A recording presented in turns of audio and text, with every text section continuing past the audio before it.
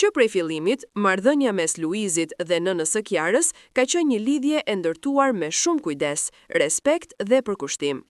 Ai gjithmonë është përpjekur të tregojë mirënjohje për mënyrën se si ajo e ka rritur Kiarën, për vlerat që ka mbjellë në të dhe për faktin që ja ka besuar vajzën e saj për ta pasur në krah si bashkëshorte.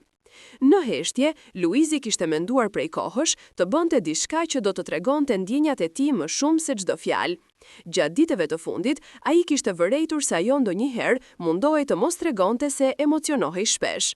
Ajo ishte një grua e fortë, me përvojë që dinte të qeshte edhe kur zemra i dridhej. Luizi e shikonte këtë gjë dhe e vlerësonte shumë. Ai donte të gjente një mënyrë për t'i thënë që ajo nuk ishte vetëm vjerra, por një njeri që e kishte prekur shpirtin e tij. Kështu, ai e përgatiti gjithçka me qetësi, me kujdes dhe me dashuri. Nuk i tregoi askujt, as Kiarës. Vendosi që ta surprizonte në një moment të thjeshtë, në shtëpi, kur atmosfera ishte e qetë dhe ngrohtë. Ai e thirrri me një buzëqeshje dhe i kërkoi të ulej përballë. Ajo u habit, por nuk tha asgjë, vetëm e shikonte me atë shikimin e nënës së mençur që di të kuptoj pa fjalë. Kur Luizi hapi kutinë e vogël, sytë e saj u mbushën menjëherë me lot. Nuk ishte thjesht vlera e dhuratës, por simbolika.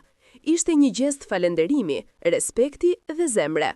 Ajo e preku me duar që i dridheshin, dhe në atë moment, edhe buzëqeshja e saj ndryshoi, u bë më e ngrohtë, më e sinqertë, më e thellë.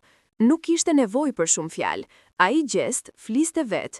Brenda kutisë ishte një varse e shtrenjtë, e punuar me kujdes, me një detaj të vogël që kishte kuptim personal për të tre, një simbol dashurie, uniteti dhe familjeje. Dhe në atë moment, ajo nuk ishte thjesht nëna e Kiarës, por pjesë e pandar e zemrës së tyre.